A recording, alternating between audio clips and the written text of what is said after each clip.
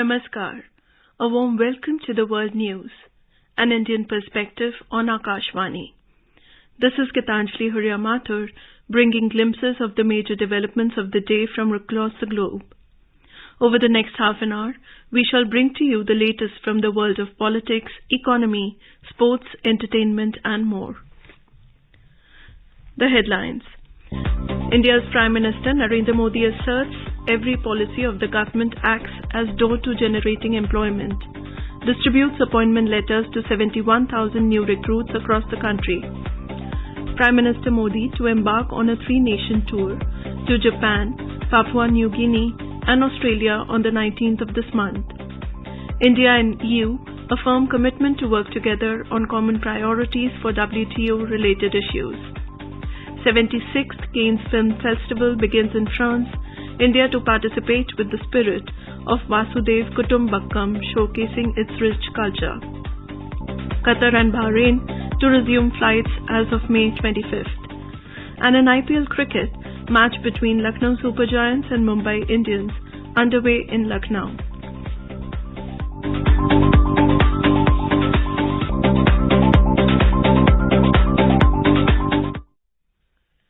India's Prime Minister Narendra Modi distributed about 71,000 appointment letters to newly inducted recruits through video conferencing on Tuesday.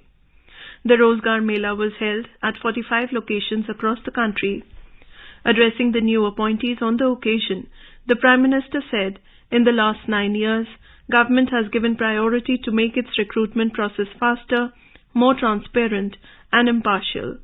He said, be it building modern infrastructure or rural development, every plan and policy of the government acts as a door to generating employment for the youth. इन 9 वर्षों के दौरान रोजगार की नई संभावनाओं को केंद्र में रख करके सरकार की नीतियां तैयार की गई। आधुनिक इंफ्रास्ट्रक्चर का निर्माण हो, ग्रामीण क्षेत्रों का विकास हो या फिर जीवन से जुड़ी सुविधाओं का विस्तार हो, भारत सरकार की हर योजना, हर नीति युवाओं के लिए रोजगार के नए अवसर बना रही है। Mr. Modi said, Rozgar Mela is the government's endeavor to empower the youth and strengthen their participation in national development. कुछ ही दिन पहले गुजरात में भी रोजगार मेले का आयोजन हुआ था। इसी महीने असम में भी एक बड़े रोजगार मेले का आयोजन किया जा रहा है। भारत सरकार और बीजेपी शासित राज्य सरकारों में इस तरह के रोजगार मेले युवाओं के प्रति हमारे कमिटमेंट को दर्शाते हैं।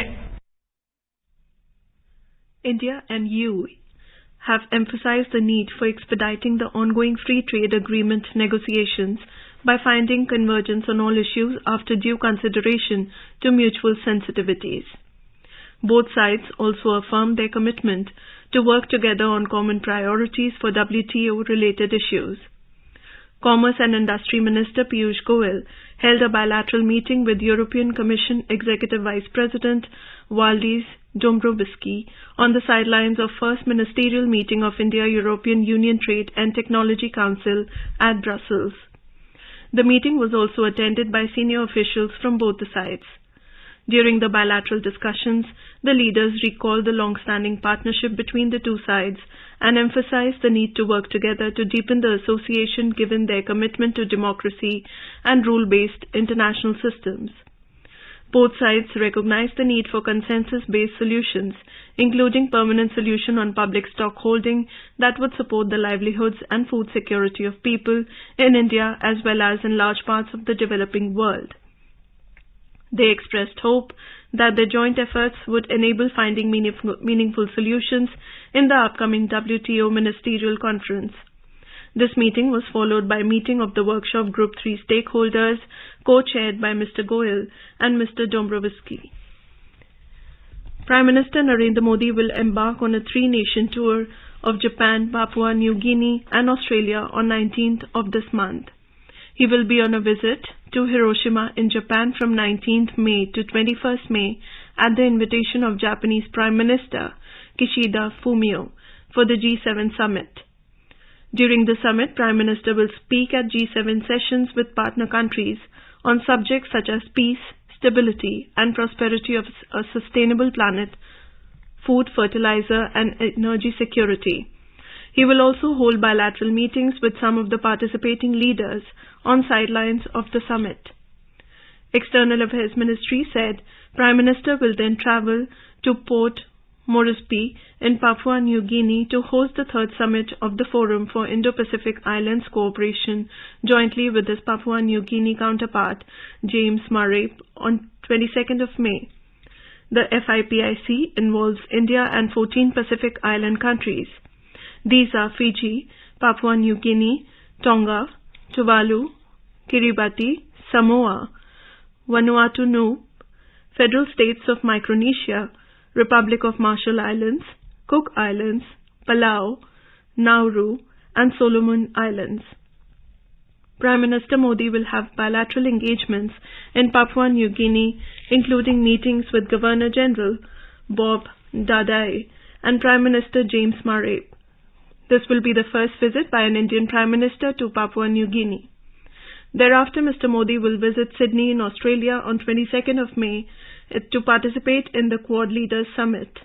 The summit provides an opportunity for leaders of Quad nations to exchange views about developments in the Indo-Pacific region and advance their vision for a free, open and inclusive Indo-Pacific. During his 3-day visit, Prime Minister will have a bilateral meeting with his Australian counterpart, Anthony Albanese, on 24th of May. Prime Minister will also interact with Australian CEOs and business leaders and address the Indian diaspora at a community event in Sydney on 23rd of May. Ahead of Prime Minister Narendra Modi's visit to United States in the upcoming month, Principal Deputy Spokesperson for the U.S. Department of State, Vedant Patel, has said that the U.S. is looking forward to it and it will be an opportunity to deepen partnerships in issues such as trade, security between the two nations. He also said that it will also play a role in working towards shared global challenges of health and climate crisis. Patel said that State Department and its Secretary Antony Blinken are critically involved in PM Modi's upcoming visit. In today's Hotspot section, we bring you a news commentary on External Affairs Minister Dr. S. Jaishankar's visit to Bangladesh, Sweden and Belgium. External Affairs Minister Dr. S. Jaishankar was on an official visit to Sweden as India and Sweden are celebrating 75 years of establishment of diplomatic relations. In Sweden, the minister participated in the second EU Indo-Pacific Ministerial Forum. He held bilateral meetings with foreign ministers of several countries on the margins of the forum. He also participated in the inaugural session of the India Trilateral Forum, India, Europe and US, with his Swedish counterpart. Dr. S. Jaishankar held a meeting with Swedish Prime Minister Ulf Kristersson on 15th May 2023. The minister conveyed the personal greetings of Prime Minister Narendra Modi and valued his commitment towards strengthening the India-Sweden relationship. He also met Sweden's National Security Advisor Henrik Landerholm and exchanged strategic assessments of Europe and the Indo-Pacific. On Sunday, Dr. Jaishankar met Sweden's Defence Minister Pål Jonson and Foreign Minister Tobias Billström. They exchanged views on regional and global security. Both nations had exchanged views on the Indo-Pacific, the European strategic situation, and de-risking the global economy. During his visit to Sweden, Dr. Jaishankar discussed India-EU relations as Sweden currently holds the presidency of the Council of the European Union. Addressing the EU Indo-Pacific Ministerial meeting at Stockholm, he said the more European Union and Indo-Pacific deal with each other, the stronger will be their respective appreciation of multipolarity. He said a multipolar world is feasible only via multipolar Asia. In his closing remarks at the EU Indo-Pacific Ministerial meeting, Dr. Jaishankar outlined 6 points reflecting capabilities, activities and endeavors among the nations of the Indo-Pacific. Firstly, he spoke about how globalization is an overwhelming reality of our times and talked about the European Union's major stakes in Indo-Pacific developments pertaining to technology, connectivity, trade and finance. The second point he touched on was established thinking on politics, economics and governance and how it is being tested by the outcomes of the last 2 decades. The third point was about how the Indo-Pacific is increasingly central to the direction of global politics. The minister said among the issues that it throws up are the problems inherent in the established model of globalization. Fourthly, the EAM said that the Indo-Pacific is a complex and differentiated landscape that is best understood through more intensive engagement. Fifthly, Dr. Jaishankar said in such an engagement with the Indo-Pacific, the EU will naturally seek like-minded partners, and he assured India is certainly one among them. He talked about the transformations which are underway in India, like digital public delivery or green growth initiatives, and India's rapidly expanding global footprint and how it will intersect with that of the EU more in the coming years. And finally, he talked about the need for factoring the Quad as a platform for global good while evaluating the Indo-Pacific. Dr. Jaishankar concluded by saying that the Indo-Pacific and India specifically and the European Union need a regular, comprehensive and candid dialogue, not just limited to the crisis of the day, but beyond that. The EAM also interacted with the Indian diaspora in Sweden and discussed the transformations underway in India. He also apprised them about the progress in the bilateral relationship with Sweden on 75 years of diplomatic ties between the two nations.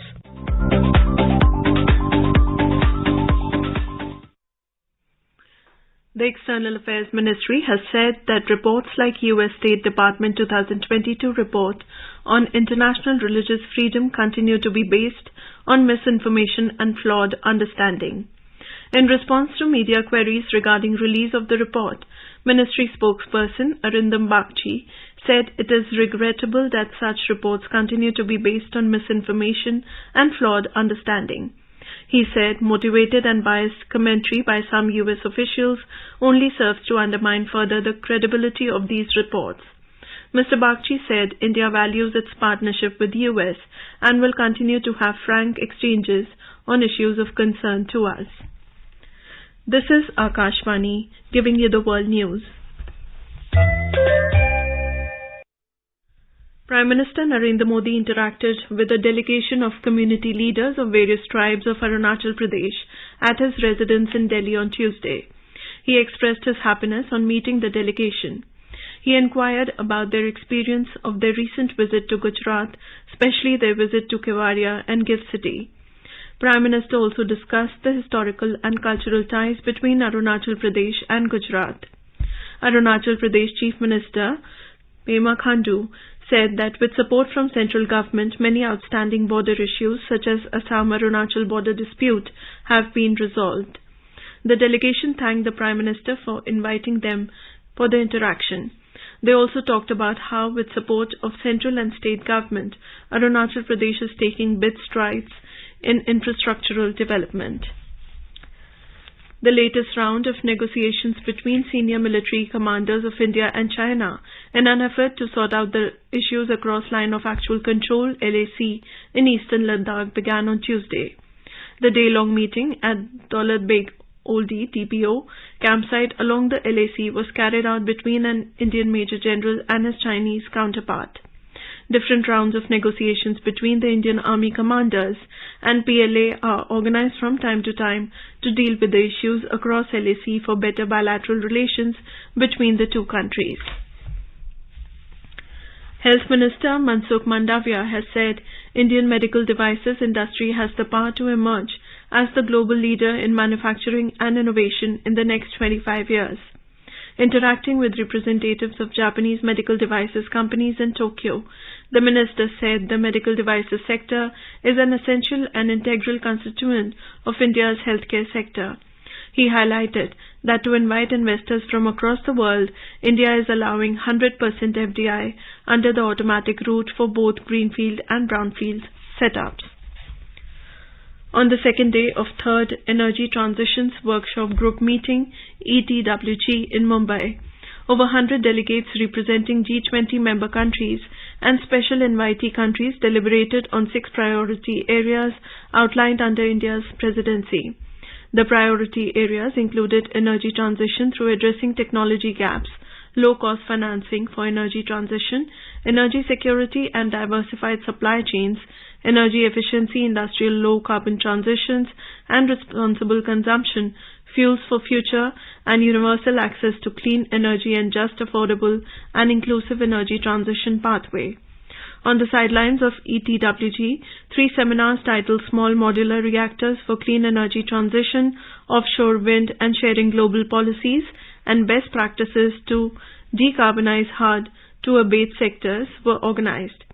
Addressing the Small Modular Reactors for Clean Energy Transition seminar virtually, India's G20 Sherpa Amitabh Kant said that nuclear energy can help in mitigating the climate change challenges.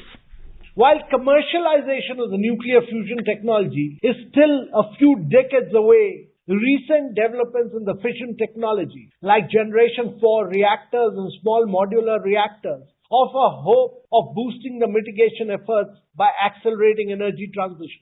SMRs can effectively complement the available nuclear fleet, and technologies and ramp the contribution of nuclear energy to the global energy mix, which today stands at just a little above 4%. The essential characteristic of the SMR technologies lies in the adaptability to the diverse applications, with designs ranging from less than 30 megawatt to 300 plus megawatt. Thus, on the one hand, they can be deployed for salination, desalination of water or space heating, while on the other, they could supply energy for industrial heat and hydrogen production. The non-electrical applications discussed are in addition to the core application of nuclear reactors, including SMRs, to generate electricity. Under India's presidency, 4 ETWG meetings have been planned. The first 2 ETWG meetings were held in Bengaluru and Gandhinagar. India and the UK will hold the 10th round of talks for the proposed free trade agreement in New Delhi next month. Addressing a press conference in New Delhi, Director General of Foreign Trade, DGFT, Santosh Kumar Sarangi said the deadline to conclude the talks was Diwali last year, but it was extended for various reasons. He added that both the sides are aiming to conclude the negotiations at the earliest. Mr. Sarangi expressed hope that the 10th round of negotiation from 5th to 9th June will make some substantial progress. Prime Minister Narendra Modi will inaugurate the International Museum Expo 2023 on 18th of May at Pragati Maidan in New Delhi. The International Museum Expo is being organized as part of Azadi Ka Amrit Mahotsav to celebrate the 47th International Museum Day. The theme for this year is Museums, Sustainability and Well-being. India's Chief of the Air Staff, V.R. Chaudhary, has said that global supply chains have become increasingly complex and interconnected. He was speaking at the National Logistics Management Seminar, LogiSem 23, held in New Delhi on Tuesday. Air Chief Marshal Chaudhary said Indian Air Force relies heavily on global supply chains for delivery of critical components, equipment and services to maintain its combat potential at optimum level. He pointed out that in recent times the world has witnessed multiple and varied disruptions like COVID pandemic, Russia-Ukraine conflict, trade barriers, tariff wars, and environmental compliance policies. He added that such events have highlighted the vulnerability of supply chains to disruptions. He further said that to mitigate such disruptions, leveraging emerging trends such as digitization, automation, and data analytics should be exploited to enhance logistics capabilities. India's Minister for Communications, Ashwini Vaishnaw, launched a citizen-centric portal named Sanchar Sathi Portal at a function in New Delhi on Tuesday, through which mobile users can now track and block their lost mobile phones. The Sanchar Sathi Portal is an initiative of Department of Telecommunications. It empowers the citizens by allowing them to know the mobile connections issued in their names, get the connections not required by them disconnected, and to block and trace the lost mobile phones. Speaking on the occasion, the minister said 3 important modules have been added in the portal to secure the mobile users from fraudulent activities. आज telecom industry एक robust, healthy, investment oriented, innovation oriented industry की तरह उभरी। तीनों के तीनों reforms बहुत ही important है। सबसे पहला रिफॉर्म है, अगर किसी यूजर का मोबाइल फोन खो जाए तो कैसे वो उसको ब्लॉक करा सकता है या कैसे उसको ट्रेस कर सकता है। इसके लिए संचार साथी पोर्टल के फ्रेमवर्क के अंदर आज 3 मॉड्यूल, 3 रिफॉर्म रखे जा रहे हैं। उसमें पहला है centralised equipment identity register CEIR। ये पोर्टल आपके लॉस्ट मोबाइल को तुरंत ब्लॉक कर देगा। सेकेंड रिफॉर्म है know your mobile. The third reform is this is called अस्त्र। इस अस्त्र से इतना अच्छा रिजल्ट आया है। It's all AI based. The government of Bangladesh has decided to withdraw the additional security currently being provided to some diplomatic missions in Dhaka. In a press release, Ministry of Foreign Affairs, MOFA, said that additional security, including vehicles to support the movement of diplomats in traffic, was provided unofficially to some foreign diplomats after a terror incident in Dhaka a few years back. But the law and order situation in Bangladesh was normal, and there was no need for additional security, said the release. Currently, diplomatic missions of the US, UK, India and Saudi Arabia receive special security protocol from the government of Bangladesh. Most of the other diplomatic missions are provided with static armed guards outside their premises by Diplomatic Security Division of Bangladesh Police in Dhaka. In Turkey, the Supreme Election Council has confirmed that the country's powerful president, Recep Tayyip Erdogan, will go head-to-head with his opposition rival, Kemal Kılıçdaroğlu, in a run-off vote. Mr. Erdogan led the first round with 49.51% of the votes, while his main challenger, Kemal Kılıçdaroğlu, polled 44.88%. A second round will go ahead on 28th May with Mr. Erdogan, the clear favorite. Shortly before the announcement of the new date for second round by Election Council President Mehmet Yener, Kılıçdaroğlu appealed to his supporters not to fall into despair and to stand and take on the election together. Mr. Erdogan has been in power in Turkey for more than 20 years, first as Prime Minister and then as President, extending his powers still further after a failed coup in 2016. Cambodia's main opposition party and the sole credible challenger to the country's long-time leader, Hun Sen, has been barred from contesting July's election. Electoral authorities disqualified the Candlelight Party on Tuesday for not having the right paperwork. Critics say, with this move, Hun Sen has again been eliminated any real challenge for the second election in a row. The party later said it would appeal in the country's constitutional body against the decision. Other parties have signed up to contest the general election, but Candlelight's disqualification means the ruling Cambodian People's Party, CPP, looks set to run virtually unopposed. The Civil Aviation Affairs Kingdom of Bahrain announced the resumption of flights between Bahrain and State of Qatar as of May 25th in accordance with what was agreed upon between the concerned authorities in the two brotherly countries.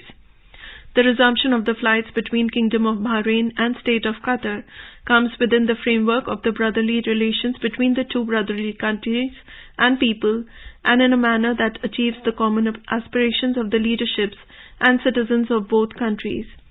Qatar and Bahrain re-established diplomatic relations this month, more than 2 years after an Arab blockade on Doha was ended. 6 people were killed in a fire at a hostel in New Zealand's Wellington. Around 50 people are being said to have escaped the building, while others are being accounted for by the fire department. According to police, cause of the fire for now remained unexplained, and that they would be investigating alongside fire and emergency officials. The 76th Cannes Film Festival will begin in France on Tuesday. The festival will officially commence with the world premiere of the Johnny Depp starring film Jeanne du Barry. India's Minister of State for Information and Broadcasting, Dr. L. Murugan, will lead the Indian delegation at 12-day event. Information and Broadcasting Minister Anurag Singh Thakur will address the inaugural session through a video message to showcase India as a global hub for content creation. Ahead of his visit to the Cannes Film Festival, Dr. Murugan said, India will participate in the Cannes Film Festival in the spirit of Vasudev Kutumbakam, showcasing our rich culture under the powerful creative economy. Films from India, rich and diverse in content, are traveling all over the world. The success of RRR and Elephant Whispers at the Oscars this year shows the growing reach of Indian films. Our films and filmmakers are immensely contributing in shaping the media and entertainment sector across the globe. Under the dynamic leadership of our Prime Minister Shri Narendra Modi ji, India is actively pursuing the vision of local to global. In IPL cricket, chasing a target of 178 runs set by Lucknow Super Giants, Mumbai Indians were 115 for 3 in 14.1 overs in Lucknow, when reports last came in. Lucknow scored 177, losing 3 wickets in stipulated 20 overs. Earlier, Mumbai Indians won the toss and opted to field. Last night, Gujarat Titans defeated Sunrisers Hyderabad by 34 runs in Ahmedabad. Key domestic indices today declined more than 0.5%. The BSE Sensex closed nearly 61,900 points, while the NSE Nifty settled below 18,300 level. Both indices declined amid mixed cues from global share markets. A report from the business desk. The Sensex fell 413 points to finish at 61,932. The Nifty at the National Stock Exchange slipped 112 points to end at 18,287. Asian stocks ended mixed and majority of them traded in a narrow range. Japan's Nikkei 225 climbed 0.7%, while China's Shanghai Composite Index declined 0.6%. Hong Kong's Hang Seng and South Korea's Kospi Index and Singapore's Straits Times Index ended flat. European markets were also trading in mixed and in a narrow range. Oil prices were down in intraday trade. Brent crude was trading at $75.45 a barrel. Back home, gold prices at Multi-Commodity Exchange for June contracts were trading at around 60,655 rupees per 10 gram. On the other hand, silver was trading at 72,680 rupees per kilogram for July contracts, and in the forex market, the rupee closed at 82 rupees and 22 paisa against the US dollar. Anubha Rohatgi for World News, Akashvani. Now let us take a look at the major developments around the world as reported in foreign press. The Wall Street Journal reports China's youth unemployment tops 20% amid signs of stalling recovery. The Guardian writes, Prince Harry begins second legal case against Home Office over his security. Le Monde writes, Macron clings to economic fundamentals to put pension crisis behind him. Khabar Hub writes, Nepal, economy confronts a challenge to national stability. Pratham Alo reports Bangladesh sees continued communal violence in 2022, says US report. A quick look at the headlines once again. India's Prime Minister Narendra Modi asserts every policy of the government acts as a door to generating employment, distributes appointment letters to 71,000 new recruits across the country. Prime Minister Modi to embark on a 3-nation tour to Japan, Papua New Guinea and Australia on the 19th of this month. India and EU affirm commitment to work together on common priorities for WTO-related issues. 76th Cannes Film Festival begins in France, India to participate with the spirit of Vasudhaiv Kutumbakam, showcasing its rich culture. Qatar and Bahrain to resume flights as of May 25th. And in IPL cricket, match between Lucknow Super Giants and Mumbai Indians underway in Lucknow. And now before we end, let us listen to Mahatma Gandhi's favorite bhajan, Vaishnav Jan by artists from Afghanistan. Vaishnav Jan to tene kahe je, reed parai jane re, par dukhe उपकार करे तो ये मन अभिमान नाने रे सकल लोक मान सहुने वंदे निंदा न करे किने रे बाच खाच मन निश्चल राखे धन धन जननी तेनी रे वैष्णव जन तो तेने कहे जे प्रीद पराई जाने रे मोह माया व्यापे नहीं जीने दृढ़ वैराग्य जीना मन मारे राम नाम सुन And with that, we end this bulletin. We'll be back at the same time tomorrow with the next edition of World News.